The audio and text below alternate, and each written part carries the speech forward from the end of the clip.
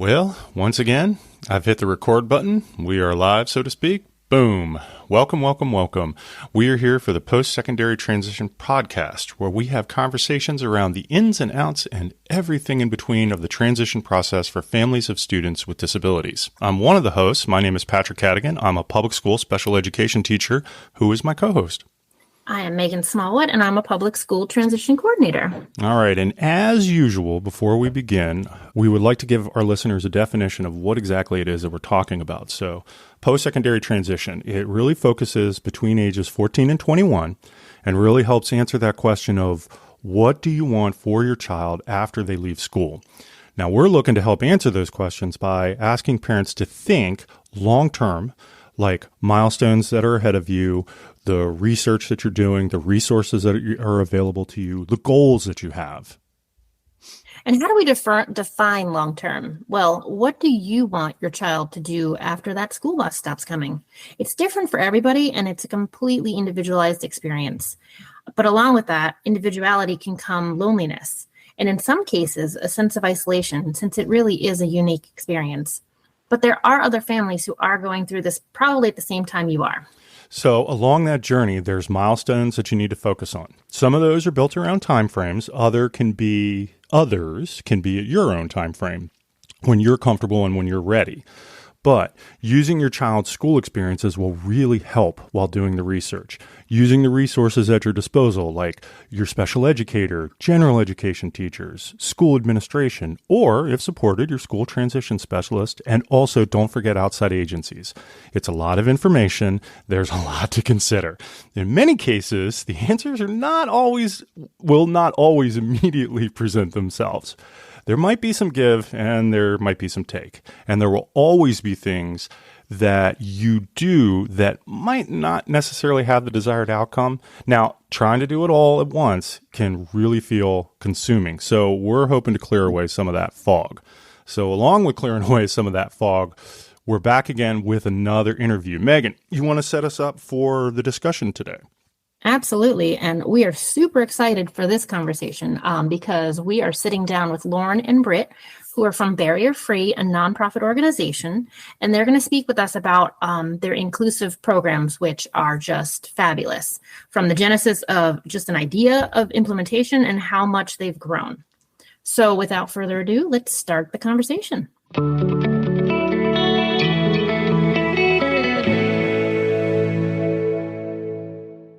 So today we are fortunate to have Lauren and Britt from Barrier Free to share a little bit about their program. Thank you so much for joining us. Yeah, thanks for having us. Yes, thank you so much for the invite. We've enjoyed hearing the episodes and are excited to be guests now on the podcast today. Here we go. And Patrick and I are so excited about your program. So for those who don't know about it, how about we start with a little bit about each of yourselves and your backgrounds? I'm Lauren, as we said, and I'm currently the executive director of Barrier Free. So prior to founding Barrier Free with Britt or becoming a part of it, I worked for Montgomery County Public Schools. So I have a certification in education, and I did kindergarten, second grade, ESOL. I did some pre-K, which I know is a big transition now to working with adults. But yeah, that's a switch. Yeah. So that's my previous experience, but then I was working part-time doing theater with adults with disabilities, which is where I wound up meeting Britt. Mm-hmm. And in addition to my degrees in education, I have a graduate certificate in equity and excellence from McDaniel College. And that's me in a nutshell. Mm-hmm. My name is Britt. I'm the creative director of Barrier Free. So my background is in drama therapy. So my undergrad is from McDaniel College. So I have a degree in psychology and theater. And I was like, how can I marry these together? And I found drama therapy, and I have my master's degree in that. I have a master's in education.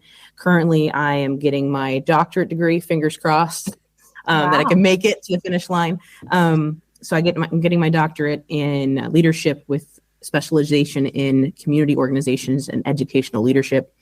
And then I got involved in the disability community and the neurodivergent community by doing internships in undergrad. and doing internships in grad school. And I really found that I loved the community, and that I had been surrounded by people that were neurodivergent my entire life, and that I loved theater. And I was like, what a great modality to introduce to people that are neurodivergent, to help with communication and confidence skills. So I started a theater company, and that's how Barrier Free first began, was just as that singular theater company. And then it just has grown from there. So, yeah. And I just have to say that the theater production that you guys just put on was amazing. Like I was blown away. I went with Kim Pellegrino. I know I saw Lauren there. But it was just, I was just so floored by it all. You guys put in so much hard work, and it shows. And I just loved how the personalities of all the individuals in it really shine through. Yes. Yeah. It's incredible. Like, you put lights and sound and get them in costumes, and they just shine, and it's amazing. We absolutely love it. It's funny because Lauren and I joke about this a lot. Is Barrier Free started, we didn't have all of that at first. It was me in the pit, in the orchestra. I'm holding a boombox, pushing play for sound effects. And then the lighting was like literally flipping a switch on and off. And people still showed up, and they came. So we knew we had something that was like really cool to do, but the bells and whistles weren't there. And now, as we have grown and we've made more community connections, we can put those bells and whistles to really like highlight the performance, which has been really cool. So one question that I have is that, as I'm hearing you talk about this, did you want it to grow, or did it organically just start to grow, and like because there were so many opportunities that presented themselves? That's a great question. Yeah, I did want to make more out of it. Yes. Our Barrier Free started with one participant. His name is Michael Eaton, and he's in class right now. And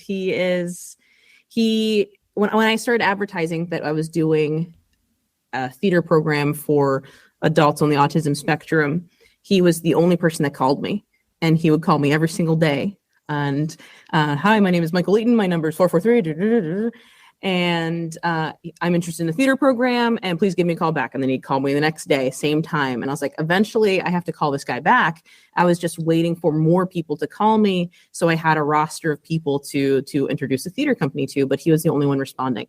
So I had to give him a call back and said, I'm sorry, man, like, I really want to do this, but right now you're the only one that's interested. But if you can bring 3 buddies next season, I will do it regardless of how many people it is. I'll do it with 4 people. Promise you. And he did. He delivered. He brought his friends, and we did a small little Barrier Free show. There was no music at the time. It was just a play.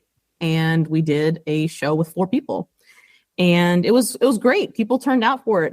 Family turned out for it. It was a smaller audience than what we have now, but it was really beautiful. And then those people brought people, and those people knew people who knew people, and this word of mouth just sort of spread. And now we're at waiting lists 5-6 years later. So it has been really awesome. And had I known what did I want this to be like this? Yes, I did have the desire for it to be like that. I didn't know how and what the journey would look like.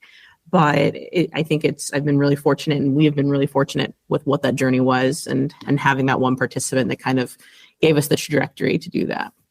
Yeah, I mean, it started with the one, and it spread by word of mouth a lot originally, but we also really revamped in 2019. Yes. So when we transitioned from Barrier Free, kind of just being independent, into obtaining our 501c3 nonprofit status, that was the whole revamp, the new marketing, the website, the logo, the initiatives in building Barrier Free. It was when we kind of decided to put our all into it, because the spark had caught and the fire of Barrier Free was building.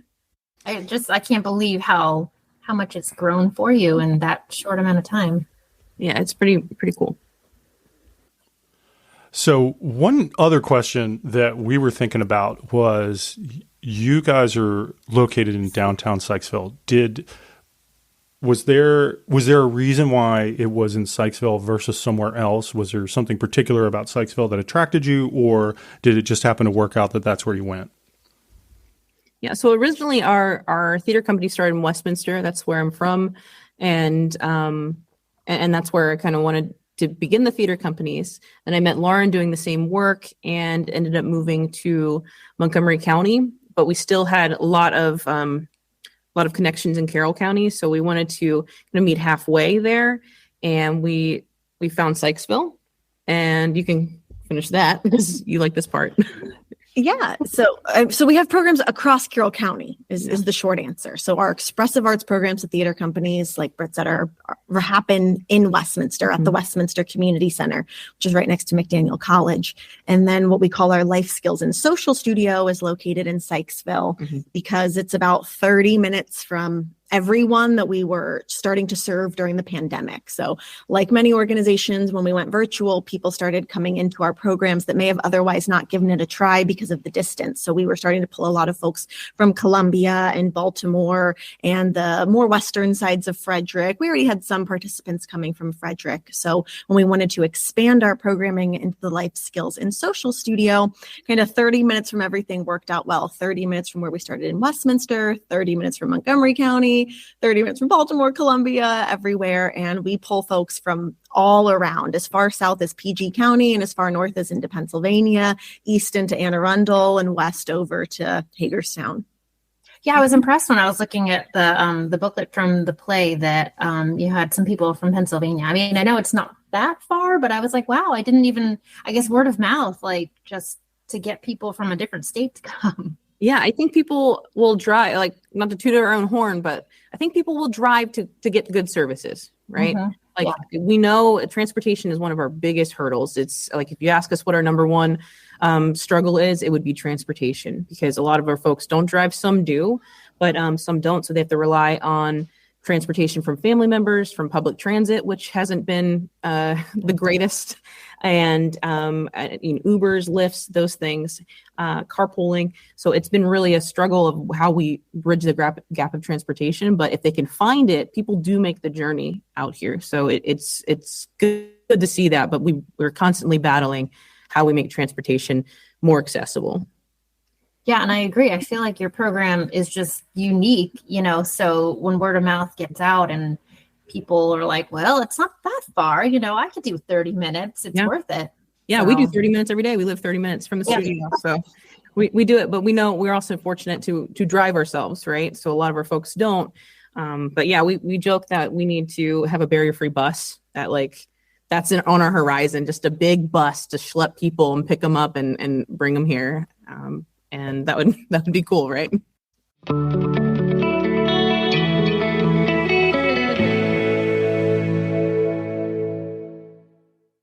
Tell us more about how did you decide to structure the program? Like, how do you build on it? Yeah, so Barrier Free has an assortment of programs. So what happens in downtown Sykesville is what we call our life skills and social studio. So our folks are the neurodivergent adults come here, and they come for what we call a studio session. And the session is 3 hours long. And we do 3 components during that session. There's something life skills centered, social skills centered, and then something expressive arts. Now, it's all through an integrated arts lens, meaning we're using drama therapy based techniques of acting out real world scenarios, using narrative storytelling measures to rehearse scenarios we will encounter in the real world together in our safe space with peers like us. And then a large portion of our program is also going out into the community, downtown Sykesville, the larger Carroll County area, extending into other counties. But after we have learned and honed those skills together at the studio. So it's kind of like the skill work needed after you transition out of the school system to navigate your everyday life with greater success and confidence and ease is the overarching goal. And then, so are you able to tailor the activities that you are doing to the group that, like the current group that you're working with? Yeah, you're spot on. Yeah, 100%. We do. So each person picks a certain day that works for them a week. And then after a few sessions, we kind of have a network of people that come on certain days. So we have our Tuesday crew, we have our Wednesday crew, we have a Friday crew, and it's usually the same people. Some people ebb and flow back and forth and change days, but usually it's the same core people. And that group usually has a need that maybe the Friday group doesn't have. So on the schedule, we will focus on the need that particular group has, whether that's money management, two-way dialogue. It could be going out into the community, could be a really big goal for them. Transactions, doing like money transactions. So whatever that works for different people, we'll do that. A lot of it is through observation. So let's say on Wednesday, we go out in the community and we go to the ice cream shop and we notice one person has trouble with navigating what bills to use to pay for their tab. We're like, okay. That's probably something we'll put on the studio schedule next week. Perhaps someone else walks through a door and shuts it in someone else's face. And we're like, that's a social etiquette skill we want to hit on next week. So we're constantly observing the needs of our individuals and then putting the activities on the schedule the next week that everyone can benefit from, but that are immediately hitting those skills that we notice need just a little bit of shining. And then we will work on those together the next week. So our folks don't realize that it's intentional. It just seems like we're doing our social skill work together. But behind the scenes, when we're making the schedule each week, it is always with the needs of our participants in the forefront. Mm-hmm. And so it's kind of the magical side of things. Yeah. And sometimes it really is intentional, and we will tell them that. For example, today we did what's called improv for real life. And our scenario was how to handle getting popcorn, soda, candy, any type of snackages for going to the movies, because we're going to a social outing tomorrow to the movie theater.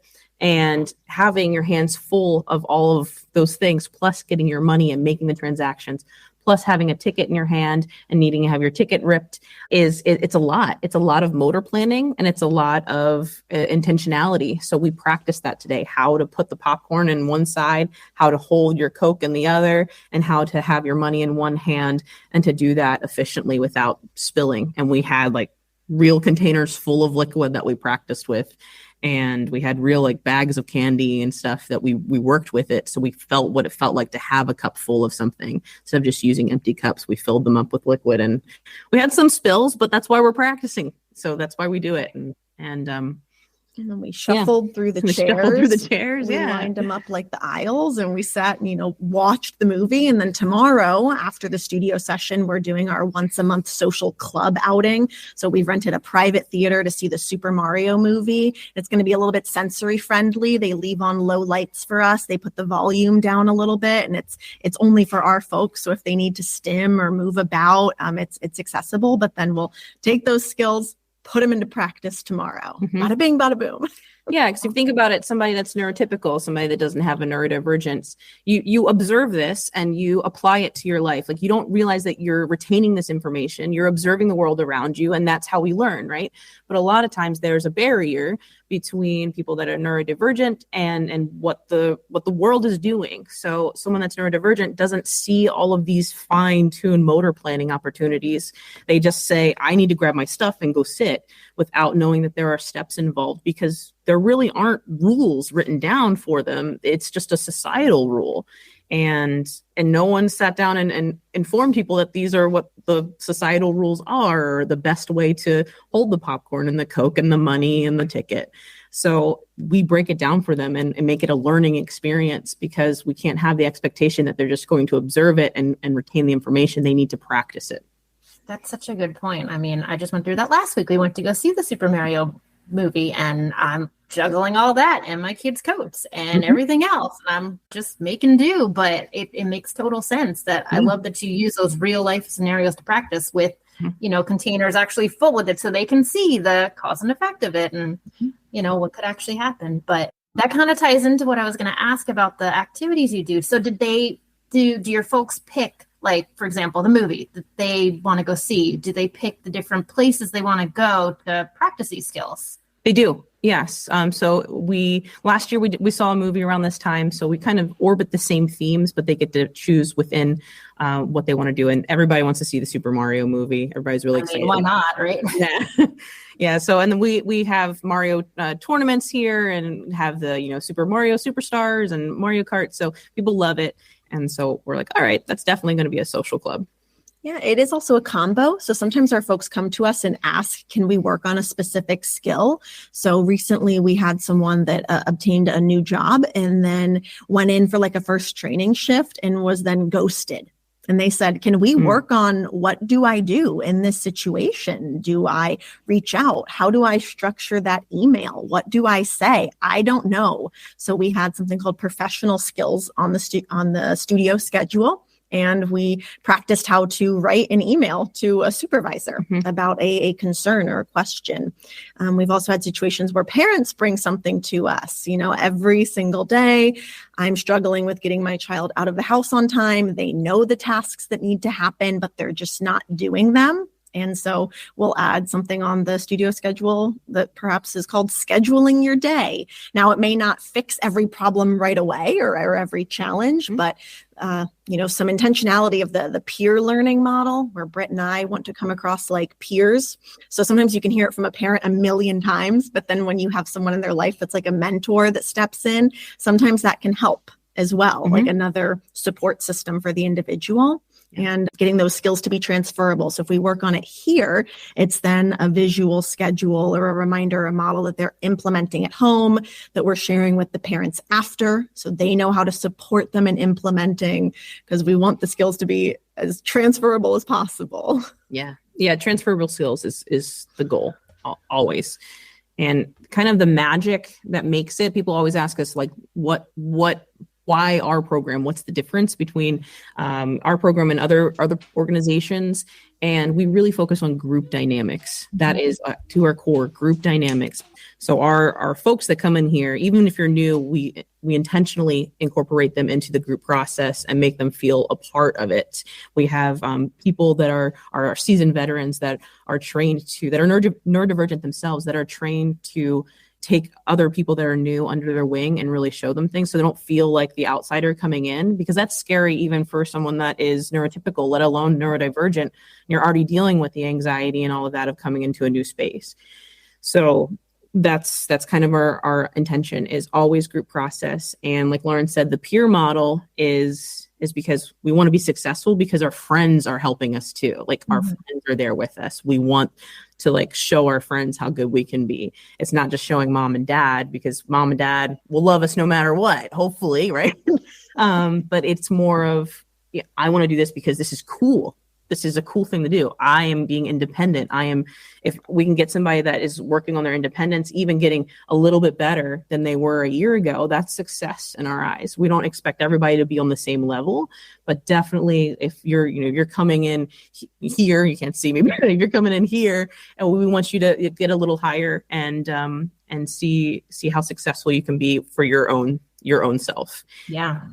Yeah, and you bring up such a good point, though, about friends. I mean, I think when they're leaving the school system, the focus is on what are they going to do for a job? What are they going to do? Where are they going to go and work or volunteer, whatever.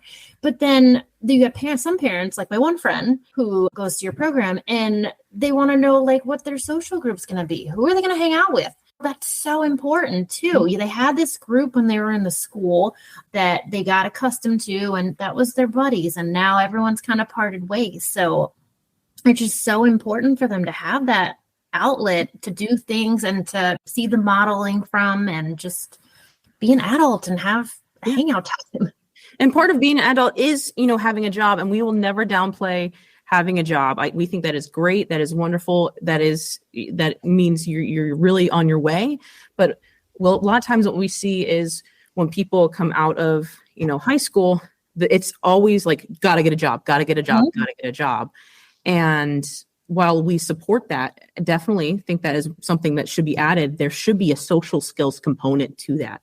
And the social skills component doesn't come with the job, because sometimes a lot of our folks, and this is what we work on here at the studio, is they think that their coworkers are also their friends. Right. And they don't understand social dynamics that happen in the workplace. And they don't understand why their boss might be ghosting them, or they don't understand why their hours are getting cut, or they don't understand why they keep on losing jobs and they have to keep applying. And then they'll reach out and be like, can you help me apply for a job? Okay, we can help you apply for a job, but how are you going to retain that job?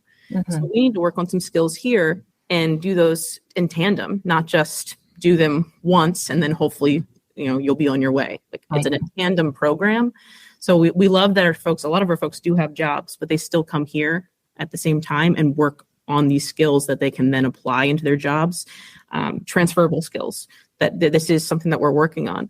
And we want them to be happy. Like you mentioned, having social friends and stuff. If you think of neurotypical people, it's kind of sad. We wake up and we go to work and we come home and we sleep and we wake up and we do it again. And that's sad. It's boring, right? Yeah. And it's not fulfilling. Like, are you happy doing that? Like we're not happy doing that. And we want people that are neurodivergent to be happy as well. And that happens with social life. So having a job, while it is a good marker of success, so is being happy and having friends, right? Absolutely. You need that balance for sure. And to piggyback off when parents come to us, so the Life Skills and Social Studio is their group programs, but we do also do what we call skill coaching, where sometimes, yes, we can work with somebody in the group, but they need targeted, individualized support as well. So it's similar to a personal supports idea, like you would see at an agency or a DDA provider, a similar concept, but we can hone in on just like one specific skill that needs work. We support folks with like navigating dating, how to determine if I'm being flirty or if I'm being creepy, how do I meet people, what's an appropriate way to let somebody know that I like them or ask them on a date and navigate those processes. We do have a group class that we do once a year to support those skills too, called Dating While Neurodiverse. But then paired with skill coaching, we work with folks in like their independent living situations, barrier-free. We're not a DDA service provider, so we can be included in self-direct plans, but we also serve a lot of folks that fall in that gray area of not being eligible for DDA services. So they don't have the opportunity to have personal support. So the family may want to pay out of pocket or through SSI or through a transition scholarship for some targeted work with one of us as well. And that's paired with the group programs so that our individuals have connected with us in that mentoringship with peers. And then by the time we get to the one-on-one work, it's still that mentor relationship versus another parental figure instructing them on what to do. Yeah. So the root of it is trust. So we wouldn't go right into a one-on-one skill coaching without having worked with them in a group and them trusting us first. We sometimes get calls from parents like, hey, I want them to work on this, but they don't have time for the group stuff. Yeah. I'm just like, well, then it's not going to work.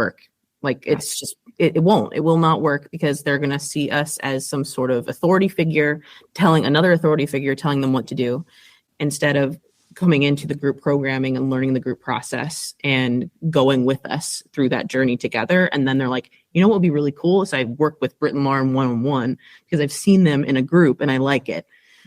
Opposed to just another stranger telling you what to do. And you brought up a good point. You are not a DDA day program. I think that's important to note too, because you're just so ebb and flow. Yeah, ebb and flow. And then it's just a part-time skill program. So folks are going to their part-time jobs. Some of our folks are attending community college classes or those continuing education classes that happen at community colleges, or they're navigating internships or learning to drive. There are other pieces in their day that happen.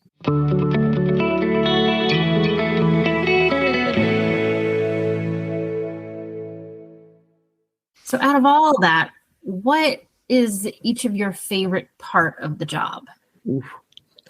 I know, loaded question. It's a great question. I love a lot of it. I think my favorite parts are the theater companies, which is not necessarily part of the studio program. So that's a separate evening program that happens from September to March. So I love that because that's our roots.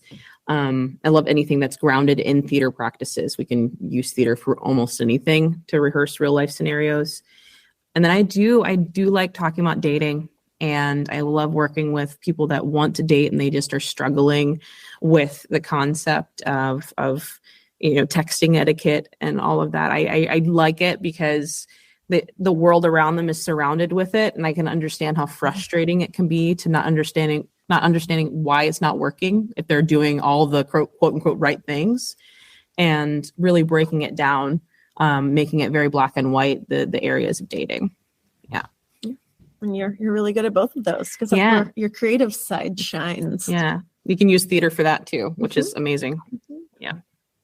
My favorite part is undoing some of the trauma that our folks have been through trauma in attempting to have friendships that fall apart, or in some situations there is some school trauma. We would love for every school experience to be wonderful and pleasant, but some of our folks have not had that, or we've had trauma with family members and difficult relationships, and to expose our folks to a safe space where, hey, maybe not every model or circumstance that you've seen is the reflection of the entire world. So let's have a new environment and a new opportunity to learn skills and to see some of those moments of aha come together when they realize, oh, yeah, I'm here to make friends. I get why we're doing this.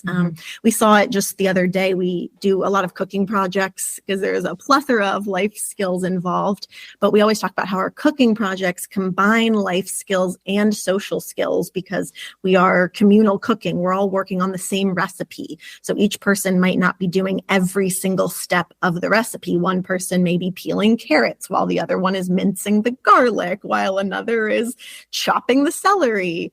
And so we're socializing while we do it. And we had a participant that's been with us for about 8 months, and then someone who was on their third time with us. And the new participant kept asking, what else are we doing today? Like, are we cooking? And it's not because she wasn't enjoying the moment. She just wanted to know what else was coming. And our veteran was like, hey, we're socializing while we cook. Don't you want to talk to me? And I was like, oh my gosh, it's all clicking and coming together because I love it. So they're guiding one another, and we don't have to do those recorrection moments. Yeah. Lauren and I both work individually with 2 different people that have jobs downtown. We have great partnerships downtown and Sykesville, and undoing the trauma of what going into the workforce looks like for someone that's neurodivergent is we really have worked with both of these individuals, and we've worked with people downtown, and we have undone that's not a word, undone the trauma. we have we had to do some rewiring of what it means to be on the job, because jobs are very anxiety producing, especially for the 2 individuals here that have been let go to several jobs, and they don't understand why they're being let go. And Lauren and I walking them through the process of celebrating your neurodiversity and being able to utilize that in the workforce. Yeah. And the 2 shops one is Jen Banks, who owns Title Salt, and one is Hannah Brookfield, who owns Botany Gal. And they've both wanted to build these job partnerships with us specifically for the purposes of being conducive workplaces. And we know that there's shops in town. It's a model that we would like to extend to other shops and opportunities. We have another meeting set up with Lee, who owns the band shop in downtown Sykesville, next Friday, about extending job partnerships with him too. So we definitely want to shout out those business owners that are taking the steps with us to build intentional job opportunities for folks. Yeah, that's awesome. And then do you find the business owners get it? Or do you have to kind of explain it to them, like this is what we're doing, and this is the direction that we're going in? Or if they've gotten to know them, I know you guys frequent the area, so is it just like over time they've really gotten to know these individuals and kind of learned as on the go? Yeah, I think it's that. I think they've gotten to know us a little bit. Yeah, they've seen how we interact with our folks when we come into the stores and are guiding them.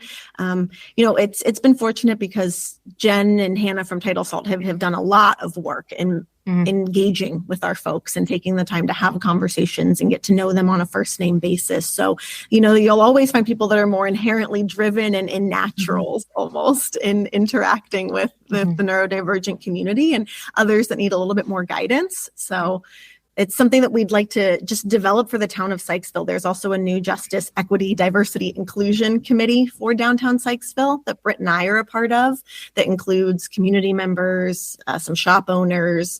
And so starting the work with that committee as well to hopefully build additional inclusive workplaces in the town is the ideal. But baby steps, we're very passionate about healthy growth. We want to make sure that there's the quality control, that what we are advertising meets what is actually happening. Yeah. Very, very passionate about a healthy growth, because we could grow, and we certainly have shown that we do have the capacity to grow, but we want to make sure that we're doing it right, and we have the right people for the job. And I think in terms of jobs, why I think some people are scared. They don't know how to work with people that are neurodivergent. And I think it's about educating, like, what's it about? And it's also about educating our folks too about how to advocate for themselves and their needs. Right now, we're trying to fit them into a neurotypical box, and when they go into a workforce, and it's more about, hey, maybe, letting these qualities shine, and being able to communicate with Lauren and myself has also been benefit too. So if Hannah or Jen, who are the owners, Title Salt and Botanical, have any problems, they know that we are the direct contact, and we can work on those things before it's an instant ghosting situation or a firing or a pink slip type thing. So and again, it's that trust. Yeah. Sorry. And we try to minimize the work on them. So initially, Jen or Hannah would meet with Britt or I, depending on who was the skill coach for the individual, kind of talk about, what are the strengths, what are the areas where I can support. And then the individuals that we work with are in the conversation as well. But then it's kind of, they go on their own. So Britt or I will maybe stop in at the beginning or the end of a shift in the event that the shop owner wants to talk to us right then and there. So it's not another email on their plate or another request for a meeting, knowing that we are available should they want that additional support. But that's kind of the minimizing the work on their part, partnership, that we kind of pop in like, hey, good to go. All right. And if not, we'll chat. And with the goal of only being benefit to the shop owner, never like an extra task that they have to then do. Right. That is, we're passionate about that. So a lot of times when people want to hire people with disabilities, it becomes a lot of communication tasks. And that's a job within and of itself, a lot of email, texting, calling about the employee. And we want to minimize that. Like, we want to make sure that you were, especially small business, make sure that you're just doing your job and we're a benefit to your company. Right. No one's doing anyone favors. We're here to have a working relationship. So then, of course, that is going to segue right into we've talked about the best parts of the job. What are the most challenging parts of the job? I think we touched on transportation. Always. Because we know that families do a lot for transportation. So we're in Carroll County, the options are limited. So some of our folks do use what's called the Carroll Transit System door-to-door service. So it's a bus that can pick them up from where they live and bring them to Sykesville. But depending on the distance, that can only happen at certain times of day. And those don't exactly line up always with our studio sessions. So then it begs the question of independence level to, go to a place in town, like the local coffee shop, to spend some time, or whether there's staffing early to be with somebody. And then it doesn't cross county lines. There used to be a circulator bus called the Trailblazer that connected Carroll County, but the Carroll Transit System decided to cut the southern part, the Sykesville line. And we've had communications with them about that and the impact to our folks in getting here, but some backwards progress with that. And so the Sykesville line runs just in Sykesville, but it doesn't interconnect to Westminster, which is the hub where they cut it completely. They scaled it back. So there are like small routes throughout Carroll County, and then there was a hub connector in Westminster. And the first scale back was they cut off the South Carroll line from the hub of Westminster. So South Carroll just did its own little circle, and now they've cut the South Carroll circulator bus completely. So that was difficult. It's very challenging. But we have parents that work it out one day a week. Or multiple days, but at least one day a week. So our sessions are kind of non-standard times. They're either from 3 to 6 p.m. on Monday, Wednesday, Friday, or we have 12 to 6 p.m. on Tuesday, Thursday. Some folks come all day from 12 to 6, or what we consider all day. Some come from 12 to 3, and some come from 3 to 6. So more often it's figuring out how to get someone there. Picking up after a 9 to 5 job is a little bit easier with the 6 o'clock end. So we do have a number of folks that take an Uber or a Lyft to get to the studio, and then parents will pick up after. Yeah, it's always a challenge. Yeah. Transportation is always an issue, it seems, unfortunately. And then if it's speaking transparently, sometimes it can be hard to navigate parents' expectations for their child's future and the pace at which that future can be obtained, and the reality of the situation. Breaking that down, that perhaps what a parent perceives as a 5-year plan is a 15-year plan. It can also be challenging to help families navigate services. So many of our families do private pay for barrier-free 1 or 2 days a week, and then they may not be eligible for DDA services due to what DDA has deemed their eligibility. Yeah.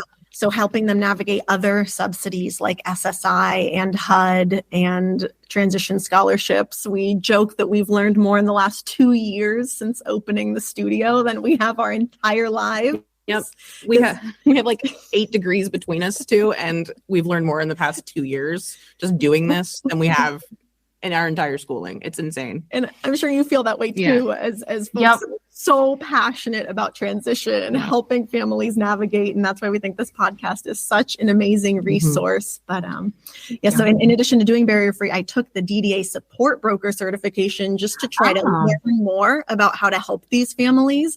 Now I can't support broke for barrier free families because it's considered a conflict of interest. So I don't actually support broke, but it was another credential. And the information to get going through that probably was super helpful just to understand. Yeah. It's a lot to navigate. And we know we are talking to passionate people in that respect. It is. That then segues into the next question that I have is that how do you get the word out? Like, how do you get the word out? It's a mix. So I run our website and social media, built it from scratch to try to save money and in any way possible, being a nonprofit. So working on our Google search optimization was a huge initiative of mine early on, and not to toot our own horns, but we rank pretty high if you search disability services near me, disability services in Maryland. So that we pull a lot of people from Google now and a lot of people from social media, because when folks come and do the new member intakes, we ask, there's a question, how did you find us? So Google is our number one, social media, and then word of mouth is a really big one. Still, with a small county, it's still a big thing. Because we get it now. Which is kind of cool, because 8 years ago, no one knew what it was. And now people are like, I think I've heard of that. Like, that's cool to hear. Like, it really amazes me every time. Or we were just at like a restaurant the other day and someone saw the logo, like, I think I've seen you somewhere. We love that. But like, Lauren's being modest. She has been amazing at like making us shine. Like, I'm the creative person and I can do things. Lauren's creative too, but Lauren has like the executive skills that Lauren has. I'm not just saying this because we're my spouse. It's been amazing. Just being able to constant social media presence, you're constantly updating the website. You're constantly thinking of other ways to get our name out there. You're making the business connections and really, really getting community connections involved. I think that's a big one, is networking. Yeah, I think the community. The community is the huge. Big one. We have an amazing partnership with the Carroll Arts Center. So we go to a lot of their galleries. They have pockets of funding from Arts for Learning Maryland, where they're able to offer performance opportunities to underserved communities. So we're invited to go attend performances for free sometimes. We participate in community events with our folks, not just Britt and I. Like, we go out and we have tables. I saw your Mario at the Peep Show. Oh, yeah. That was awesome. I voted for you. Oh, thank you. Yeah, it's because of the movie. We're all excited to go see it. We want to be in the community at every turn as much as possible with our folks. That's the purpose, community integration, but with the skill learning. To rope back to where we were talking earlier, we also have really great connection with some community leaders. So Mayor Link of Sykesville is like our biggest fan. She's out in downtown Sykesville all the time and comes running up to our folks. So it's the coolest thing ever when they're like, yeah, I'm friends with the mayor. They just love that. And she's such a champion for visibility, and Mayor Becker in Westminster, his was a guest in one of our shows. So just community leaders showing the inclusion piece and just being out there with being us, wearing our gear. Everybody's always in their barrier-free shirts and hats and backpacks, and being just unapologetically us, I think that's important. It's a lot of grassroots, but you got to start somewhere, and we're really proud of the work that we both have done. I will say, I was talking to one of our directors of special ed for our county, and she was like, I was eating at Beck's one day and I came out and there was this group of individuals. And I kind of just followed them down the road, and I saw they went into this place called Barrier Free. And I was like, let me tell you about Barrier Free. So then she was like, oh my gosh, I didn't even know. So it was cool that she was just in her community, but also, a huge part of our county and, that our programs that ultimately transitioned to something like Barrier Free. And so it was just kind of cool. I like that she followed us. I know. She was funny. She was just like, I was just kind of curious to see where they were going. They were just having fun and out enjoying, Main Street, and they went to somewhere called Barrier Free. I was like, yeah. It's great. Yeah, love it. We love being right on Main Street, like literally in the heart. So can't beat that. Yeah. I remember when we were doing the interview with Pam Paris, where I had heard about you guys for the first time. Now, keep in mind that there was actually a whole other conversation that we had after we had stopped recording. And I remember talking to Pam and just saying, like, why don't I know about this? Like, this is literally like right around the corner from my house. Like, what's going on here? Yeah. So, like you said, getting out there, community connections, like learn. And now it's like, once you hear it, it's almost like you start to see it more often. And when we did the transition fair for Carroll County, it was like looking over the space, and I'm like, hey, I know this guy. So. Gonna swing by and see our space and meet our folks since you're so close. Yeah.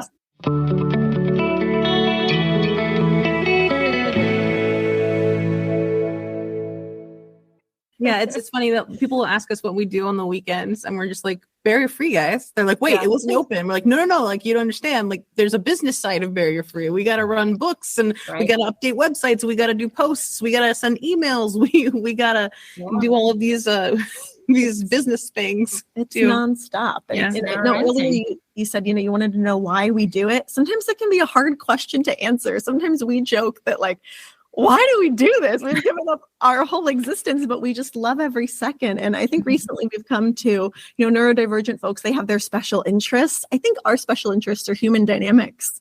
And so we're here to spread the love and plethora of knowledge about human dynamics to folks that need it broken down. But we're also very passionate about building a new, unique model. There's a reason why people are moving away from some of the traditional models. We have to innovate and we have to grow as a society over time. And folks are looking for ways to continue their skill learning beyond school, but maybe not in an environment where it's happening all day. They just want a little part-time additional learning and an opportunity to be with friends, with folks that want to guide them through the world.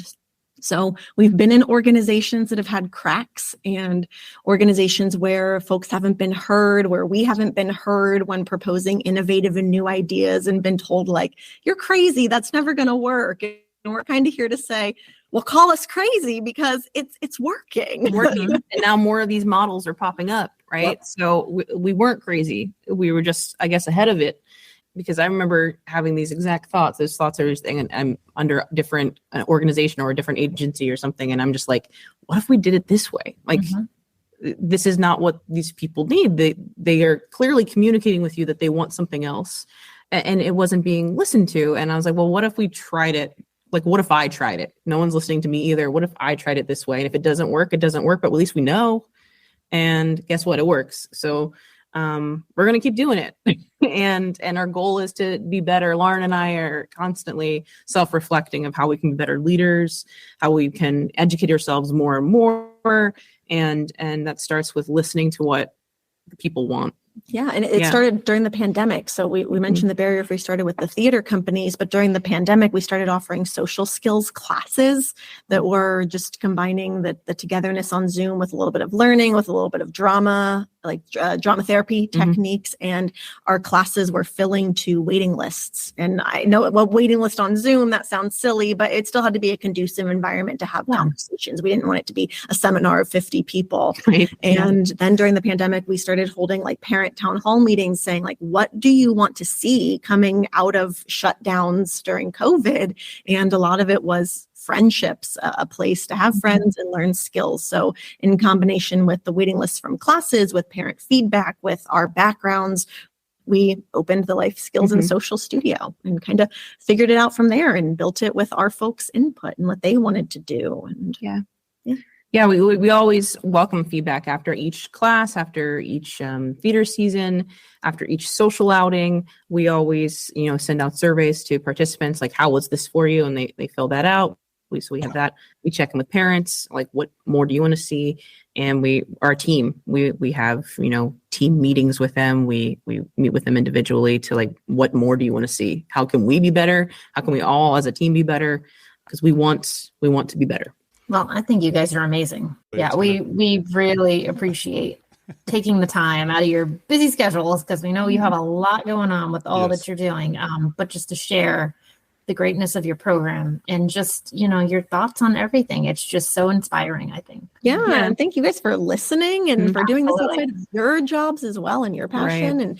And we really appreciate you guys spending time with us. The conversation that we had was absolutely worth it. We really Oh my gosh, yes. That was we really do. Appreciate it.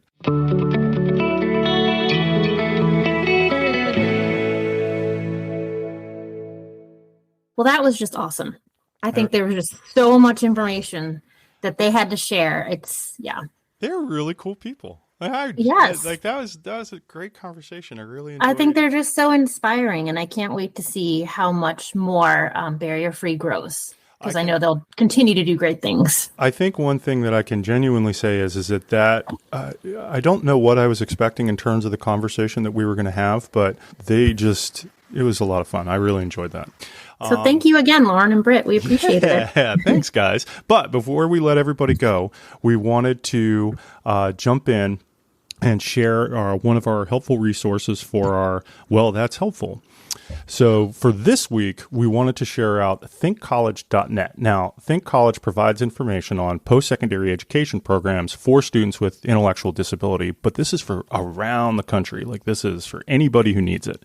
The site has tons of information and links to support parents when trying to look for information about colleges and what they offer for students with disabilities. From their own website, they say that because these programs use an alternative admission process, the standard things often asked for in college admission process, like a diploma, test scores, grades, do not apply. But things like desire to go to college, wanting to live more independently and get a job after college will be important. So this is a great resource for families, and we wanted to share it out if you didn't already know about it.